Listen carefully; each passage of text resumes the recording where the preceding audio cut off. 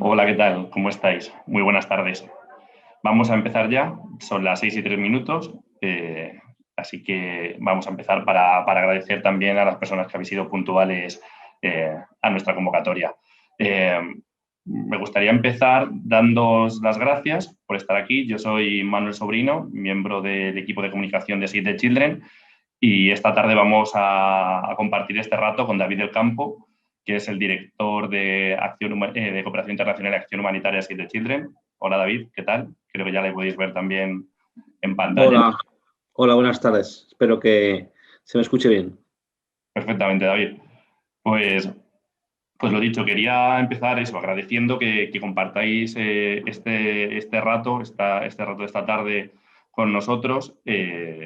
Como sabéis, es un evento exclusivo que hemos querido hacer para quienes sois parte fundamental de Save the Children, que sois los socios y las socias que nos ayudáis continuamente a que nuestra labor en la defensa y protección de la infancia sea posible. Así que muchísimas gracias por estar hoy y por estar siempre. Este webinar va a durar unos 40-45 minutos y quería que os sintáis, lo primero, libres totalmente en cualquier momento para poder intervenir. Las preguntas las podéis hacer en el correspondiente apartado que podéis ver de preguntas y respuestas. Yo las iré leyendo, bien al principio, bien al final, pero no dudéis en sentiros que este es vuestro espacio y que cualquier tipo de pregunta que tengáis la responderemos. Os presento a David, más allá de director de Cooperación Internacional y Acción Humanitaria de Save the Children. David tiene una gran experiencia en el tema que vamos a tratar esta tarde, que es la situación en Gaza, y con el enfoque principalmente de cuál es la situación de los niños y niñas que allí viven. David conoce bien la zona, él pudo estar allí presencialmente en el año 2008, cuando la reconstrucción después de la operación Plomo Fundido, y fue una de las únicas 20 personas que en un primer momento el Estado de Israel permitió que accediesen, ¿no? En aquel momento acudió como representante de la ECIT. Así que David ahora también abordará ese tema, más allá de cuál es la situación y más allá de cuál es el trabajo que desde Save the Children estamos haciendo. También os quería pedir que nos acompañéis hasta el final. Espero que sea interesante para vosotros y para vosotras esta información que vamos a compartir. Y nada, simplemente deciros que al final os pasaremos una breve encuesta, muy sencilla, que se responde en un minuto, también para saber vuestra valoración sobre este tipo de encuentros, ¿no? Porque es el primero que hacemos para socios y socias de manera online, según la tecnología, gracias a la tecnología nos permite así. Ojalá lo podamos hacer también más veces de manera presencial, ¿no? Y nada, simplemente una encuesta al final para que podáis también darnos vuestras opiniones para seguir mejorando. Y nada más, si nadie tiene ninguna pregunta para iniciar, yo me lanzaré a preguntarte, David, bueno, pues aquí tenemos varias personas, cada una con su bagaje distinto y con su conocimiento seguramente muy distinto con respecto a cuál es la situación en Israel, en los territorios ocupados de Palestina. Entonces, si pudieses empezar muy brevemente intentando dar unas pinceladas de cuál es la situación, un poco de una perspectiva histórica, por entenderlo, pero sabiendo que es un conflicto sumamente complejo, muy antiguo, que se remonta a mucho antes de la Segunda Guerra Mundial. Entonces, si nos pueden dar unas pinceladas para ubicar un poco el contexto. Muy bien. Pues nada, muchísimas gracias, Manuel, y muchísimas gracias a todas las personas que han querido asistir a este webinar, por dedicarnos su tiempo, y además gracias especiales personalmente porque, bueno, me consta que son personas que apoyan a Save the Children, que lo vienen haciendo desde tiempo, y bueno, pues no suelo tener la suerte de poder dirigirme a esas personas que confían en nosotros.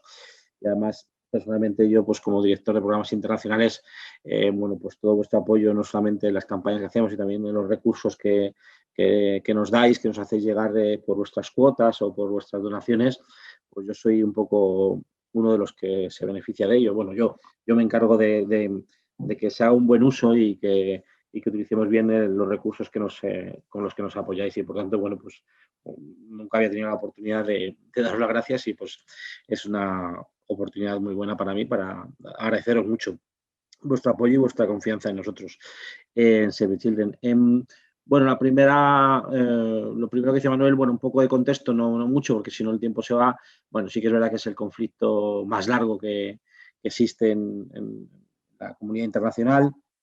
Es un conflicto que ha ido con el tiempo pasando por diferentes fases y, bueno, pues es también el conflicto que ha generado la mayor población refugiada del mundo. O sea, cuando analizas el número de refugiados en el mundo, pues lógicamente la lista de la población palestina pues está en la cabeza, ¿no? No solamente por el número de personas que están refugiadas también los territorios palestinos con carácter refugiado, sino además por la duración, ¿no? Es decir, ya están en quinta, sexta generación de familias refugiadas o de personas refugiadas, ¿vale? Y por tanto, ese es el primer elemento que hay que tener, que Palestina, además del conflicto, es un estado, digamos, de personas refugiadas, ¿no? Bajo ese concepto.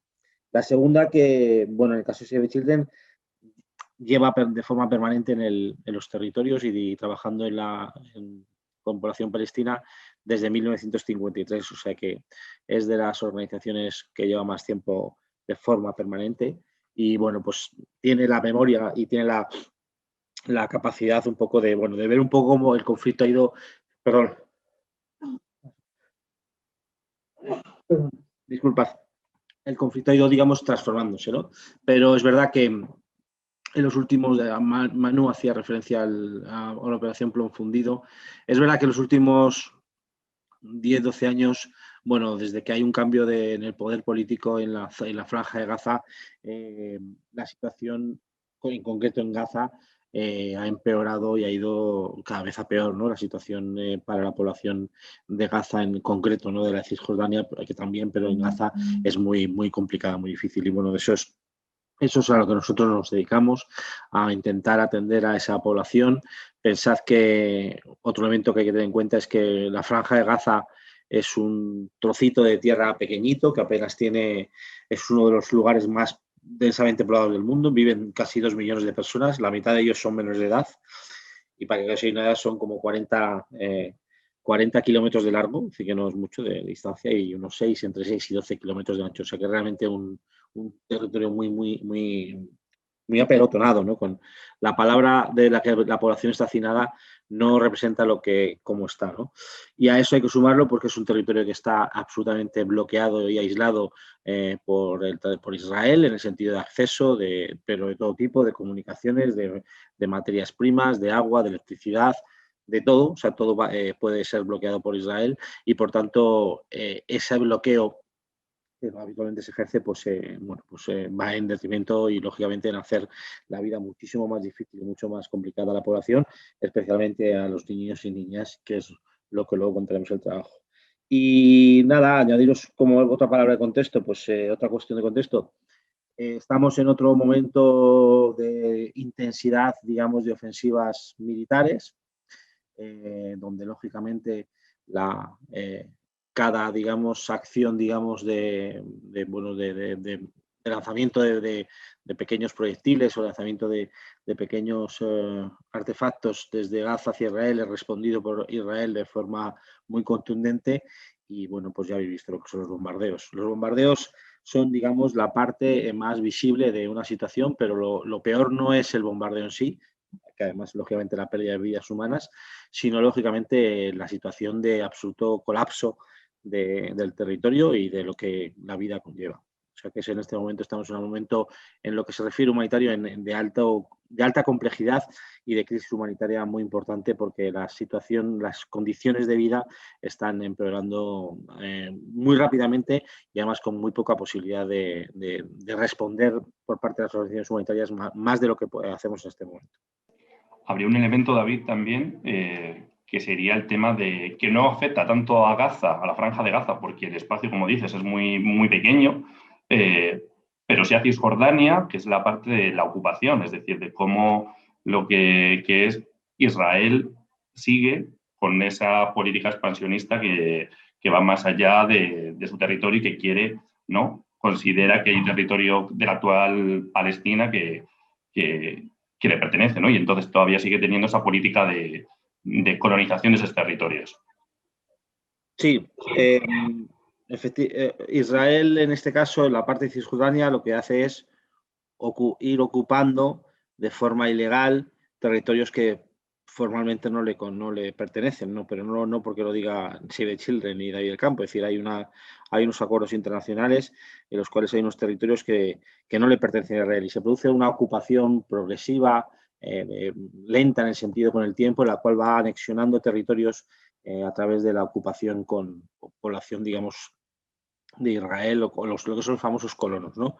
Que lo que hacen es ocupar territorios para, digamos, asentarse y aumentar la presencia de población de Israel en territorios que son jurídicamente pertenecen a los palestinos. Entonces, eso, aparte de ser un incumplimiento del derecho internacional, una violación de unas leyes, bueno, pues lo que hace es tensionar más el conflicto, ¿no? Buscando, bueno, pues lógicamente una reacción a ese, digamos, ofensiva desde las partes que ejercen la violencia o que ejercen respuestas violentas ante estas cuestiones de Israel y, por tanto, bueno, están estrechamente ligadas, ¿no? Y, por tanto, cualquier ejercicio de ocupación, en este caso, de estas tierras o de estos espacios, bueno, pues lejos de acercar una posible situación de paz o de estabilidad, pues lógicamente tensiona y el conflicto va en crecimiento.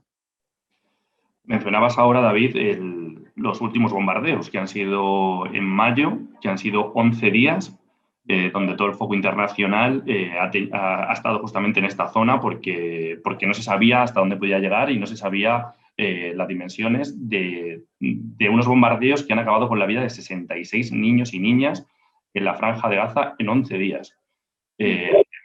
Lo que no son unas cifras menores, evidentemente. ¿Qué ha pasado? ¿Qué ha pasado ahora para que se dé esta situación? Bueno, quizá los que estén más familiarizados con la política de Israel lo sepan, lo hablaré de forma más superficial, pero para los que no, a lo mejor les ayuda a entenderlo. En Israel, cuando hay situaciones políticas complejas para los gobiernos y, digamos, entran en una fase en la cual están perdiendo apoyos o tienen crisis de gobierno, en ocasiones los gobiernos más conservadores lo que hacen es ejercer ofensivas militares sobre los palestinos, aplicar mano dura, poner más restricciones a las entradas, a las fronteras, es decir, y en este caso lo que estaba ocurriendo era una crisis de gobierno grave por una acusación de corrupción sobre el primer ministro, que finalmente ha acabado en un cambio de gobierno, y lógicamente este gobierno que acaba de cambiar, el gobierno de Netanyahu, lo que hizo era, bueno, intentar una ofensiva militar que compensase, ¿no?, ante la opinión pública otra crisis, ¿no? Y esto no es la primera vez que ocurre. Si se analiza las crisis desde 2006, todas las ofensivas militares de Israel sobre el territorio de Gaza, todas están directamente relacionadas con otras cuestiones políticas internas de Israel que nada tienen que ver. El problema de todo esto es que la política de Israel somete a una ecuación absolutamente cruel porque los resultados de muchas de sus decisiones políticas se traducen en niños muertos, en destrucción de viviendas, en heridos, y también en la parte de Israel en sentimiento de inseguridad, en miedo hacia los vecinos y, por tanto, bueno, pues no es lo más responsable. Hablabas de 66 niños palestinos fallecidos en esta última ofensiva. Sí, yo tenía apuntado, yo creo que eran 66. Y de Israel han muerto, yo tengo contabilizados, o yo he visto 2 o 3, ¿vale?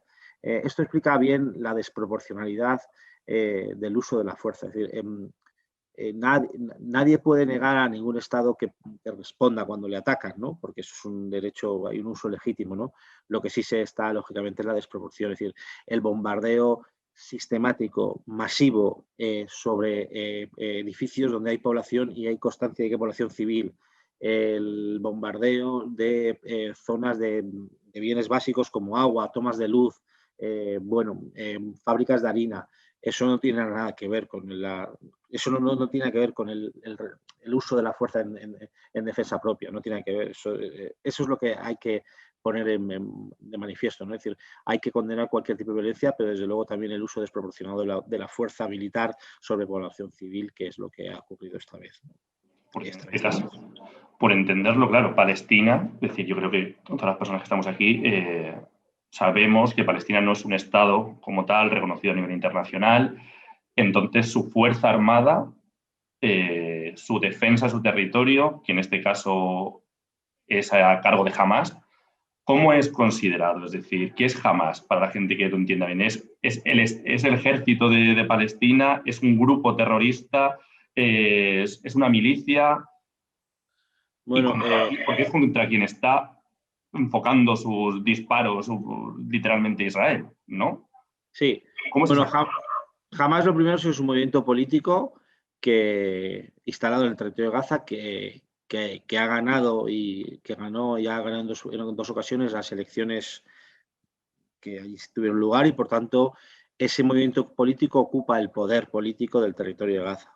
Junto a eso es verdad que hay la consideración de que el brazo armado de Hamás o digamos las milicias de Hamás que tienen armamento y que tienen bueno, pues una capacidad de hacer daño, de atacar a Israel, pues es la parte de la que se le considera terrorista, ¿vale?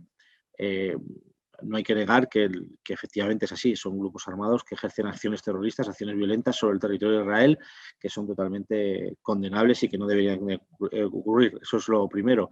Pero también lo segundo es, digamos, la desproporción, ¿no? Es decir, Israel podría tener otro tipo de forma de responder a esa violencia que no haciendo daño de forma planificada a la población civil. Yo que he estado en Gaza, yo creo que he estado 3 ocasiones, no es fácil entrar en Gaza, pero yo he tenido suerte que pues por trabajo estar en 3 ocasiones. Es un sitio inhóspito para la vida de cualquier persona. Las condiciones de vida son extremas. El agua cuando llega a los grifos viene en un estado que ninguno de los que estamos aquí escuchando sería capaz de beberse un vaso porque tiene una densidad similar a la lejía, de esa densidad, es el agua de allí.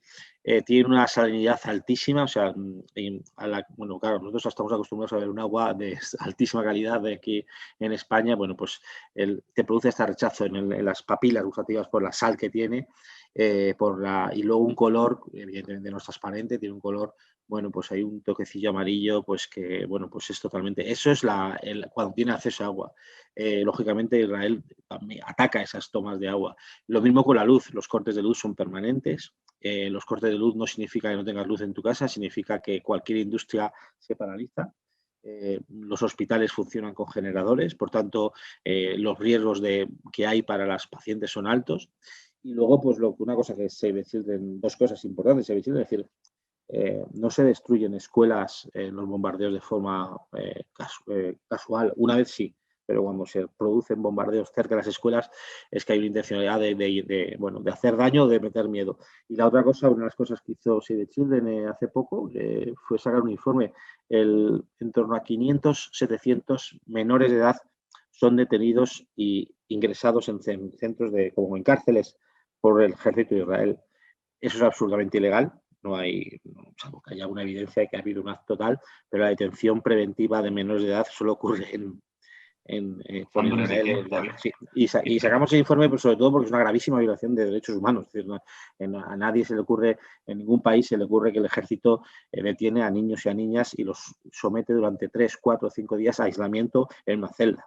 Eso se le sacó un informe hace poco, lo recordarás, Manu, y bueno, porque ese también es una forma de daño que se hace a la infancia palestina, que nosotros pues unas veces nos dedicamos a denunciar y otras veces nos dedicamos a paliar y a resarcir o intentar reparar ese daño, ¿no?, que hay sobre esos niños palestinos, que es enorme.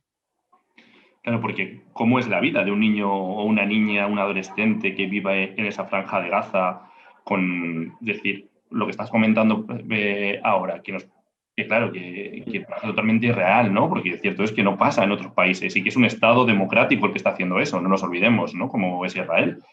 ¿En base a qué les detiene? ¿En base a qué les persigue? ¿Acusándoles de qué? Independientemente de que no se pueda poseer el hecho de menores, ¿no? Pero ¿cuál es el delito, entre comillas, de esos niños y niñas que viven allí? Pues bueno, es verdad que nunca no hay delitos ni sentencias.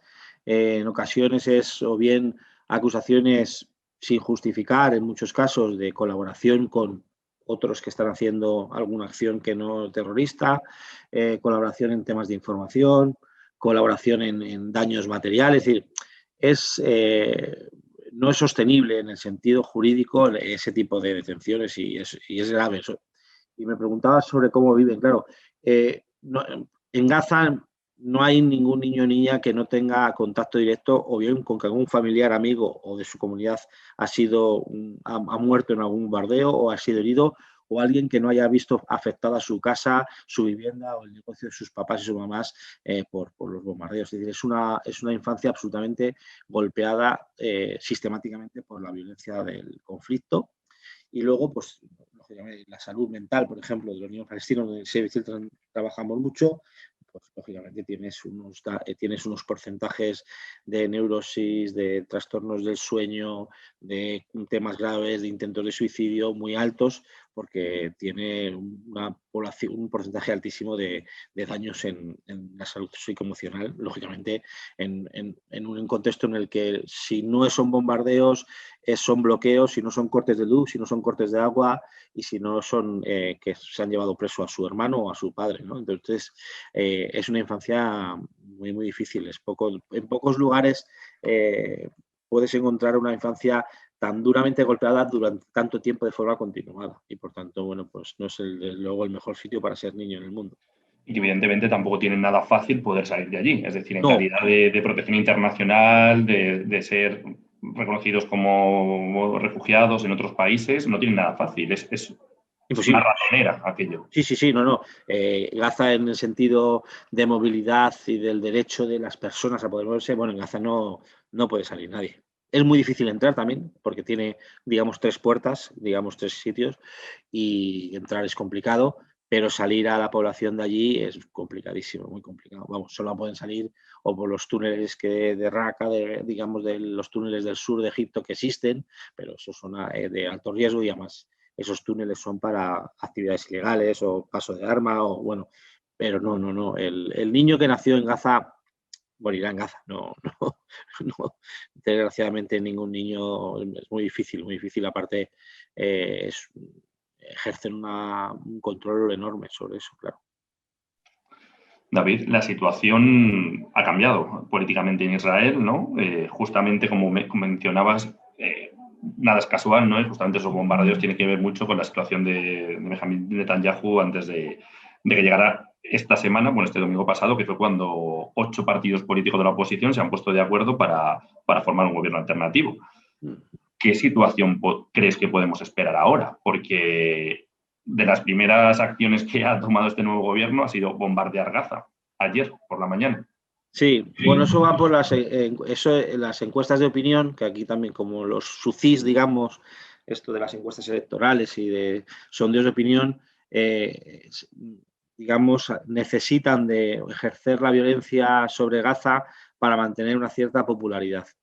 Ojalá y este cambio de gobierno permita que las fuerzas más moderadas políticas de ambos lados, tanto árabes como israelíes, en los contextos de Gaza, pero también de Cisjordania, entiendan su política, su responsabilidad política, que en la ecuación de meter el asunto palestino y la mano dura sobre los palestinos, que deje de ser un activo electoral y un activo político, y que sin embargo haya un crecimiento en la cual la población de Israel y la población de Palestina reconozca y dé valor a los políticos que buscan, una política que busca el acercamiento, la no violencia, el hecho de poder convivir los dos pueblos, porque van a tener que hacerlo obligatoriamente y, por tanto, bueno, pues eso sería una buena señal del cambio político, que llega una nueva política a Israel, pero también a Palestina y a Hamas, donde hay una nueva demanda del entendimiento y del diálogo y no del conflicto. Eso sería una gran señal, pero bueno, vamos a ver, porque nunca ha habido un gobierno tan multicolor y no se sabe exactamente a dónde nos llevará. Es tremendo pensar que a un gobierno le da rédito atacar a otro, a pesar de que, bueno, de la red, eso sí, es plausible, pero incluso matando a niños y niñas, y que eso que su población civil, ¿no? Que su electorado, ¿no? Por eso digo que en un país democrático como Israel le pueda dar rédito, ¿no? Y se pueda ver un país más fuerte, porque cuanto más fuerte ataque a su enemigo, a pesar de que sea contra niños y niñas, mejor le va a ir. También se lo da a Hamas, por eso una de las cosas que hace Save the Children, que afortunadamente somos de las pocas que trabajamos en las dos, en Gaza y Cisjordania, y trabajamos en Israel, eso es de las poquitas organizaciones, es un trabajo que es muy poquito a poco, pero que es el trabajo de construcción de la paz con chavales y chavalas palestinos, israelíes, que ellos mismos construyan lo que ellos quieren ser, ¿no? Porque tú ves a un chaval de 14 años de Gaza, a uno de Cisjordania y un chaval de Tel Aviv, y les pones a hablar juntos y seguramente respondan de la misma manera a preguntas básicas como ¿cómo te gustaría que fuese el futuro? Y te van a decir, me gustaría que no hubiese este conflicto y me gustaría poder convivir y que los palestinos puedan entrar en Israel y yo poder entrar en Gaza y poder convivir los dos estados, porque esa es la única solución. No hay nada más, no hay otra salida que la convivencia pacífica entre los dos estados. Lo demás es ilusorio. Por mucho de ocupación, por muchos reconocimientos, por mucho que ocupen las esplanadas o las dejen de ocupar, tienen que convivir los dos estados pacíficamente. Y eso es lo que los chavales te dicen, los de cualquier lado. Por eso, trabajar con ellos para que haya una mayoría social que vaya creciendo en esa intención, ¿no? Interesante y que poco habitual muchas veces, ¿no? Escuchar justamente a las voces de los niños y niñas, ¿no? Y ver qué quieren y verdaderamente darles más protagonismo, que a lo mejor aprendíamos las personas adultas mucho de ellos y más en ese tipo de contextos. Justamente, David, por lo que estás comentando, hay una persona de la que nos está escuchando que ha escrito una pregunta, ¿no? Que es una de las preguntas que venía casi a contestarla ahora, por eso que la retome ahora, que justamente es qué podemos esperar, ¿no? de esta situación y cómo sería llegar a una solución definitiva, cómo podría ser una solución definitiva a este conflicto totalmente enquistado y que parece que no tiene solución. Es la pregunta del millón, entiendo. Sí, sí, no. Que tiene muchas aristas, ¿no? Pero que no es una pregunta menor, sino que es la clave de todo esto, ¿no? Lo primero es que la comunidad internacional deje de juguetear en ocasiones con este conflicto para posicionarse por un lado o por otro, ¿no? Que dejemos de ver de esto de posicionar sobre este conflicto para estar más a favor o menos de Israel o más a favor o menos de los palestinos. O sea, que realmente haya una política honesta en la cual vayamos a esa convivencia. Hay unas resoluciones de Naciones Unidas que, pues evidentemente, nadie aspira a que se cumplan el 100%, ¿no? Porque sería a lo mejor muy utópico, pero sí que hay muchas cosas que se pueden cumplir. Es decir, el respeto a la propiedad y a los territorios que son palestinos sin ocuparlos. El respeto, lógicamente, a que Jerusalén es la capital de los estados y que lo es y lo será y lo era hace 2000 años, sigue siendo. No utilizar eso como un elemento de tensión, sino como un elemento de convivencia. Digamos, una forma diferente de enfocar la política como se ve hasta ahora, que siempre, no solo Israel y Palestina, pero sino la comunidad internacional, lo tiene como un campo de pruebas, ¿no? Cuando uno se quiere posicionar más con Estados Unidos y con Israel, pues entonces hace unos gestos y luego manoseamos, ¿no? Pervertimos o prostituimos, perdón por la palabra, o pues más esa perversión de utilizar este conflicto para otros fines, ¿no? También el mundo árabe, ¿no? Dividido entre los que van por una vía y otros que van por otra. Pensar que estos son ya muchos, que vamos ya para muchas décadas y la ecuación es terrible, ¿no? De sufrimiento. Y que hay millones de refugiados palestinos que solo aspiran a vivir en su territorio, no aspiran volver a Palestina para atacar a Israel y que la población de Israel no está permanente, la mayoría no está deseando atacar a Palestina, es decir, que es una cuestión más de responsables políticos. Quien decide los ataques son la élite política de ambos lados, que no es la realidad del país de ninguno de los dos lados. Fíjate, justo lo que estás diciendo, una de las socias que nos está escuchando, Marta, comenta que si la paz no pasaría por el reconocimiento definitivo por parte del Estado de Palestina, de la comunidad internacional. El tema ahí, por añadirme, Marta, si me permites, ya no es simplemente el reconocimiento, sino cuál es el territorio que habría que reconocer como Estado, que entiendo que es un poco lo que también enquista a veces esa situación, ¿no? Es decir, porque el territorio de Palestina, por lo que hablábamos también de la ocupación, se ha ido reduciendo. Entonces, ¿el reconocimiento del Estado de Palestina sería parte de la solución? Y dos, ¿sería posible reconocerlo, reconocer un territorio, un gobierno, una población a día de hoy? Bueno, el reconocimiento del Estado de Palestina tiene que darse porque lo dice la ley, lo dice el derecho internacional y lo dicen las resoluciones, y por tanto los que creemos en el Estado de Derecho y en que las leyes deben cumplir, tarde o temprano se debe reconocer. Es verdad que hay que ser realista y pragmático y que el reconocimiento de un Estado lleva consigo, lo que tú decías, un territorio y el derecho de una población a vivir en él. Claro, en eso es donde está, digamos, uno de los elementos más complicados para la aceptación de Israel, ¿no? Que es, ellos entienden que verían amenazado, digamos, su seguridad por la afluencia masiva de millones de refugiados palestinos que hoy están dispersos por todo el mundo o en los países de la región. Bueno, es que tienen en Líbano, en Jordania o en Irak, es decir, tienes millones de refugiados, bueno, millones, pero tienes como 4 millones en el perímetro de Palestina, de refugiados palestinos que aspiran en algún momento a poder vivir en su territorio. Eso para Israel, lógicamente, ellos lo ven como una amenaza que no es sostenible, como de invasión. Bueno, pues es ahí donde hay que sacar la mejor política, ser capaces de negociar pasos, fases intermedias, no todo de golpe. Bueno, intentar ser pragmático, sobre todo porque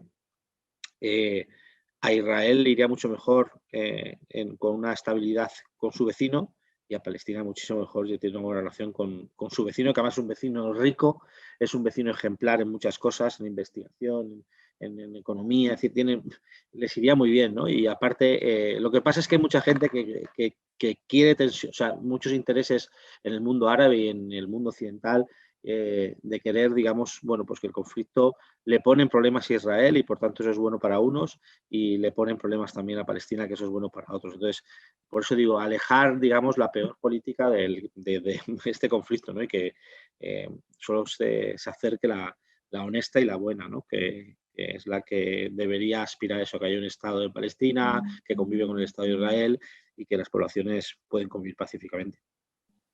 David, otra de las personas que nos está escuchando, otra de las socias que está esta tarde acompañándonos en este webinar, nos pregunta por el sistema educativo, que si los niños y las niñas tienen la oportunidad de formarse. Yo añadiría cuál es la perspectiva de futuro, más allá de lo que es la educación básica, digamos.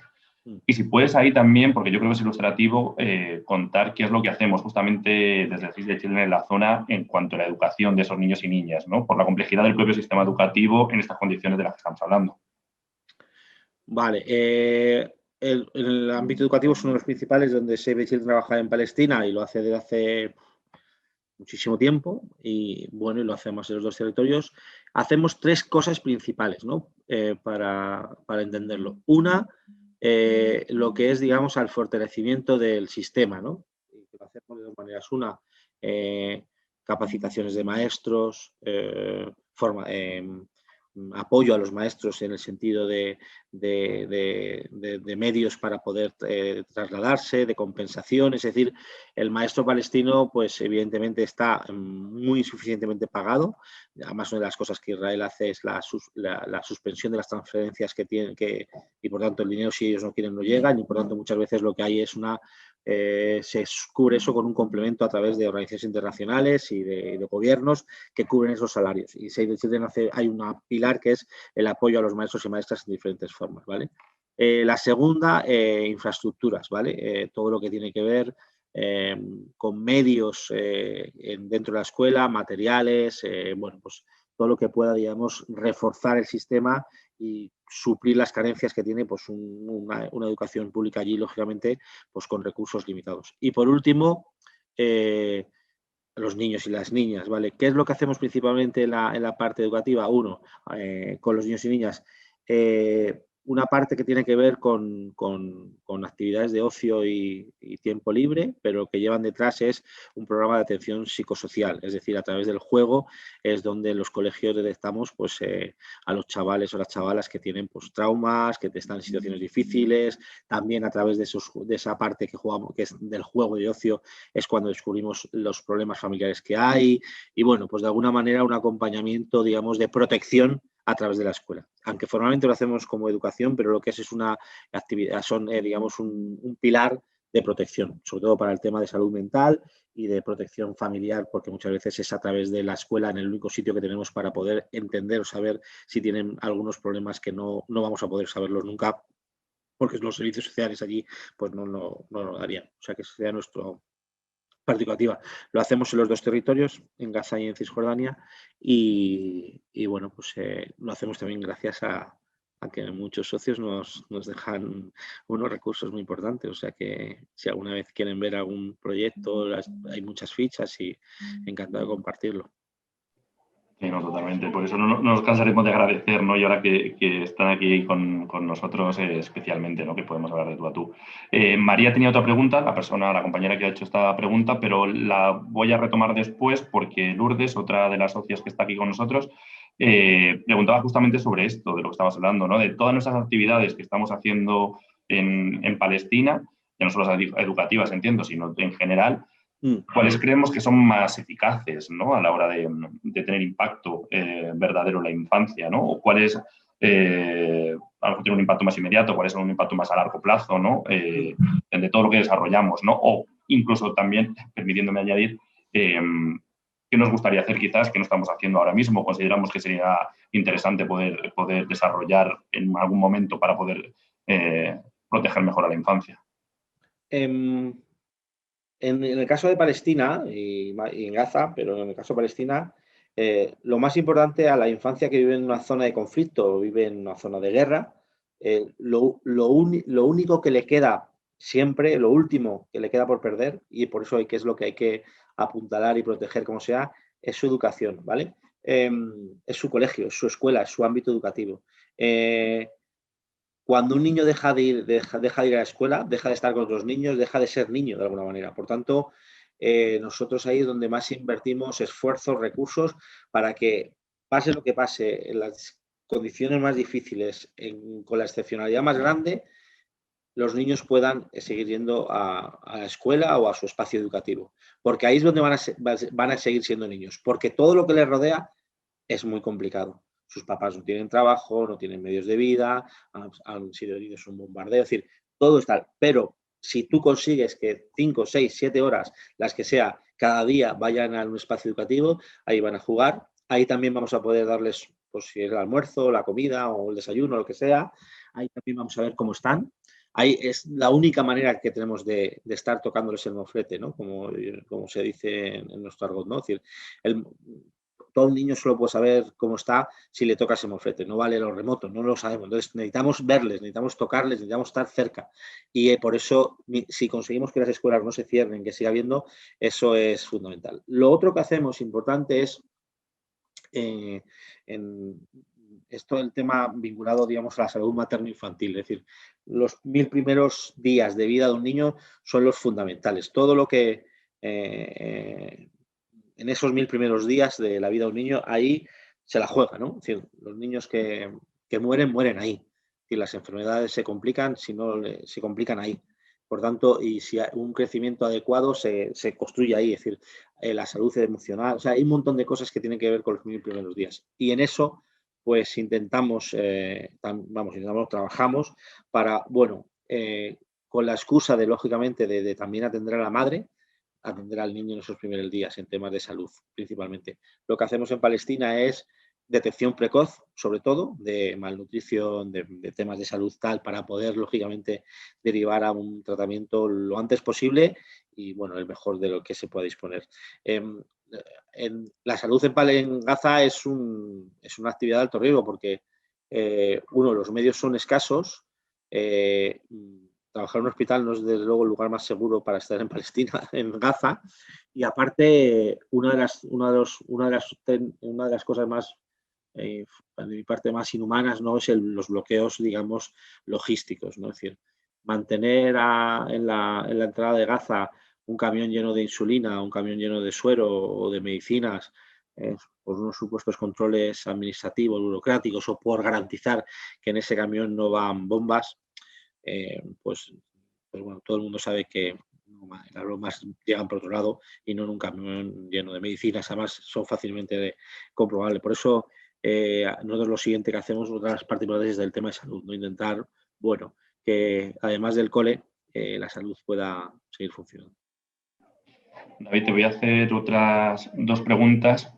Todas son de nuestros socios y socias, o sea que agradezco el interés y que Sí, también me ayudáis a guiar esta conversación, o sea que encantado. Voy a hacer 2 juntas, una era la de María de antes, por retomarla, la segunda que decía que se había quedado pendiente, y otra de Sonia. Te comento las 2, ¿vale? Porque yo creo que puede dar una respuesta común porque están interrelacionadas, ¿no? María hablaba de cómo vemos el futuro, ¿no? Es decir, cómo vemos el futuro a medio y largo plazo y si no hay un cambio grande a nivel internacional, hasta qué punto Palestina podría llegar a desaparecer como tal, ¿no? Y Sonia comentaba justamente algo que yo creo que tiene relación con ello, que es el papel de Estados Unidos, ¿no? Que es un actor, lo hemos mencionado también, ¿no? El papel de Estados Unidos en este conflicto y cómo hace que mientras Israel tenga a un aliado como Estados Unidos, siendo 2 países ricos, ¿no? Uno y otro, cada vez Palestina va a estar peor y peor, o por lo menos es lo que ha pasado, ¿no? Durante todas estas décadas. Todas preguntas muy políticas, bueno, el problema, vamos, el Estado de Palestina no va a desaparecer, vamos, no lo ha hecho en situaciones más complicadas y yo creo que eso es una de las cosas que la política debería entender, que el Estado de Palestina es una realidad que tendrá que ocurrir más tarde que pronto, más pronto que tarde, como se quiera, y por tanto, bueno, lo que importa es a qué coste, ¿no? Y cuánto tiempo y cuánto va a ser la ecuación final de ese sufrimiento de la población para que llegue a esa realidad. Que Israel y Estados Unidos sean aliados no es un problema. Al contrario, en su mano está la solución de esto automática, sobre todo de Estados Unidos, ¿no? Es decir, una determinación de Estados Unidos de que su alianza con Israel y que es un país socio amigo puede serlo, es compatible con la convivencia de los estados, es la clave de todo. Por eso no se trata de demonizar ni a Israel en el sentido como Estado, ni a Estados Unidos. Al contrario, ojalá entendiesen de una manera diferente que su relación sería mucho mejor si estuviesen y conviviesen pacíficamente y por tanto que pongan todos sus recursos para ello, ¿no? Y que se alejen de aquellos que quieren provocar más tensión, ¿no? de otros bandos y por tanto esa sería para mí la clave. Tenemos, David, 3 preguntas más y como ya estamos casi sobre la hora prevista para terminar, voy a agrupar 2 y dejamos la última para el final y con eso acabaríamos. Salvo que hubiera alguna más que todavía, bueno, si alguien más quiere decir alguna que también la escriba. Por una parte nos preguntaba Marta que si damos algún tipo de asistencia para niños con discapacidad, cuál es el papel que tenemos en ese tipo de colectivo especialmente vulnerable, ¿no? Y luego también, volviendo un poco al ámbito de las escuelas, Sonia volvió a preguntar ahora y hablaba sobre hasta qué edad suelen ir los niños y las niñas en la Franja de Gaza, en Palestina, a la escuela, ¿no? Y qué hacemos después de que dejen de ir a la escuela como organización. Vale, sobre discapacidad, sí, la respuesta es sí. Lo que hacemos con discapacidad es, acompañamiento a las familias que tienen niños con discapacidad para facilitar que vayan a la escuela. No es fácil. Transporte, obstáculos de todo tipo, incapacidad en muchas escuelas de tener programas adaptados para ellos, ¿vale? Porque, bueno, una cosa es la discapacidad física y motora, que, bueno, pues tiene una forma de resolverse, y otros 2 tipos de discapacidad más intelectual y cognitivas que dificultan, ¿no? Y por tanto, intentar aquellos que sí que pueden integrarse, bueno, pues que acompañar, sobre todo a través de metodologías que existen en otros países para hacer ese proceso de integración, y luego una labor de incidencia con las autoridades, ¿no? Y es convencerles de que la incorporación de estos niños y estas niñas con discapacidad no es un problema para el resto de clases, porque eso existe, ¿vale? Existe en nuestro país, pues allí también. Y por eso hacemos una labor también muchas veces de mediación, ¿no? y alguna cosa hacemos en algunos proyectos de accesibilidad, de facilitar temas de accesibilidad a colegios y de temas más de bienes, ¿no? De infraestructuras, pero en menor medida. Y la otra pregunta, que es cuando deja la escuela. No hay abandono escolar realmente grave, digamos, en la población, en los chavales en Palestina, no es por otros sitios, por dos razones. Uno, porque el abandono escolar para irse a una actividad productiva es complicado, porque no hay actividad productiva. Entonces, no es que se vayan a la escuela para trabajar, que sí existe, ¿vale? Eso ocurre más en Cisjordania, porque en Cisjordania hay más movilidad y hay más economía, y por tanto, si hay más abandono escolar de niños palestinos, pues para hacer trabajos de calle, ayudar a sus padres, vender chatarra, ¿vale? Y en Gaza no, en Gaza es que no abandonan la escuela porque el abandono es siempre porque va a otra parte, ¿no? Y hay menos. Pero es verdad que, como decía, la mitad de los 2 millones de personas de Gaza, la mitad tienen menos de 18 años. O sea, Gaza es como un instituto gigante. O sea, tú vas por Gaza y son todos chavales, adolescentes, mayoritariamente. Entonces, el problema que tienen es que su formación no sirve para generar oportunidades del futuro, porque no tienen acceso al mercado laboral, y el mercado laboral que les va a ofrecer la economía que existe en ese momento es de explotación, ¿no? De la carga, de la chatarra.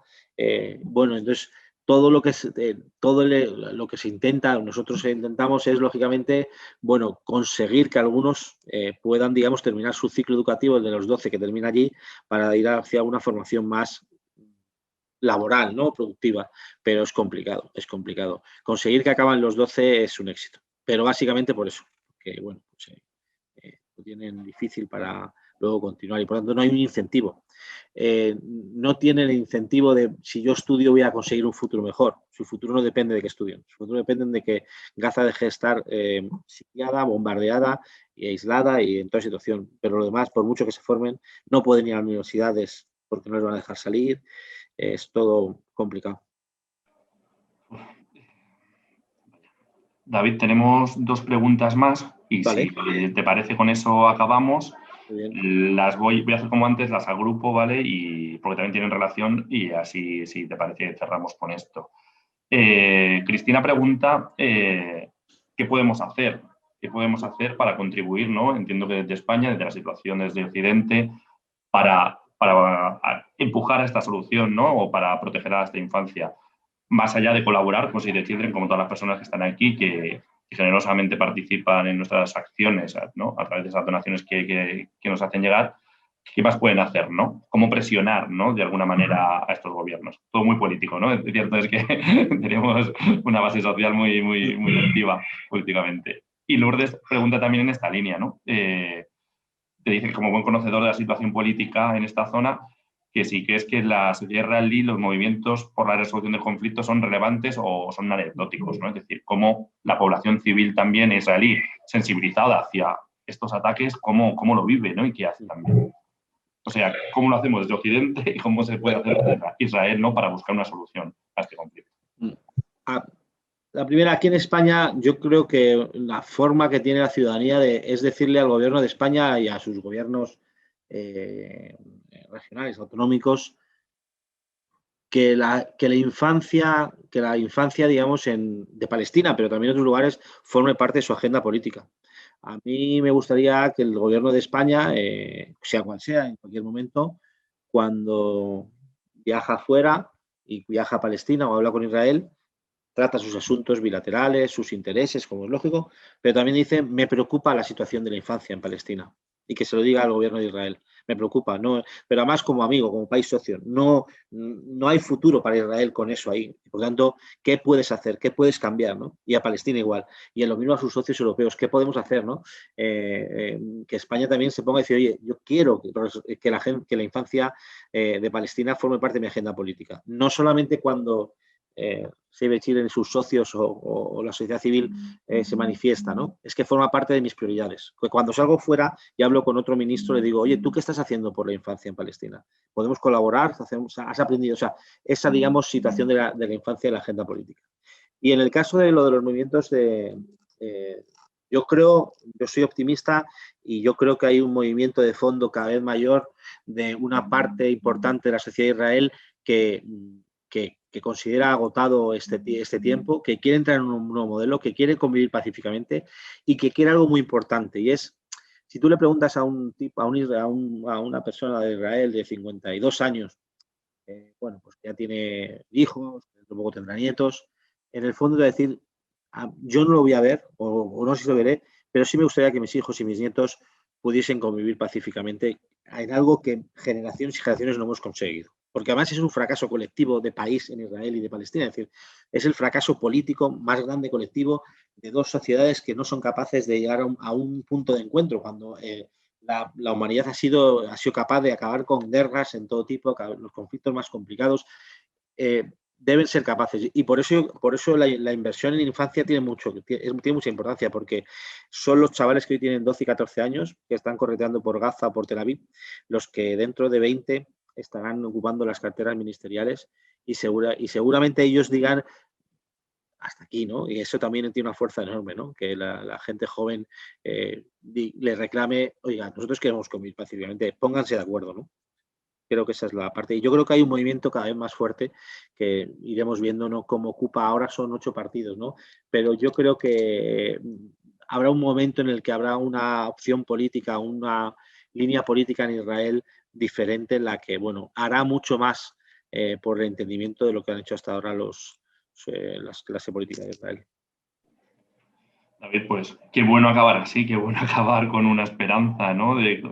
Sobre todo, qué es lo que nos acaba pasando siempre, ¿no? Que nuestra esperanza está en la infancia, ¿no? Y cómo esa infancia de hoy puede ser la clave para mañana, y de ahí la importancia que sigamos trabajando por y para la infancia, ¿no? No solo porque en sí misma tiene que ser protegida, sino porque es para el bien general, ¿no? Siempre va a ser así. Muchas gracias, David, de verdad, tanto personalmente como creo que por las personas que nos están acompañando, ¿no? Que algunas expresamente lo han dicho. Seguimos trabajando ya no solo por esta infancia, sino por la de allí donde nos necesiten. Estamos en más de 120 países desde hace más de 100 años. Gracias a las personas que nos están escuchando, ¿no? Gracias a personas como las que nos están escuchando. Así que con eso acabamos y nada, deciros a las personas que estáis ahí, que habéis estado casi una hora al final acompañándonos, que lo que os decía al principio, que vamos a poner ahora una breve encuesta, que mis compañeros me han prometido que se contesta en 30 segundos, o sea que seguro que lo podéis contestar y nada, simplemente para mejorar en todo lo que sea posible. Bueno, por mi parte, muchas gracias, David, muchas gracias. No, gracias a todos los que y a todas las personas que me han escuchado, porque para mí ha sido muy importante poder hablar con ellos, o por lo menos saber que estaban ahí, y de verdad gracias de corazón por vuestro apoyo, que lo que pueda seros útil, ya sabéis dónde estoy, ¿vale? Gracias. Adiós, gracias. Adiós.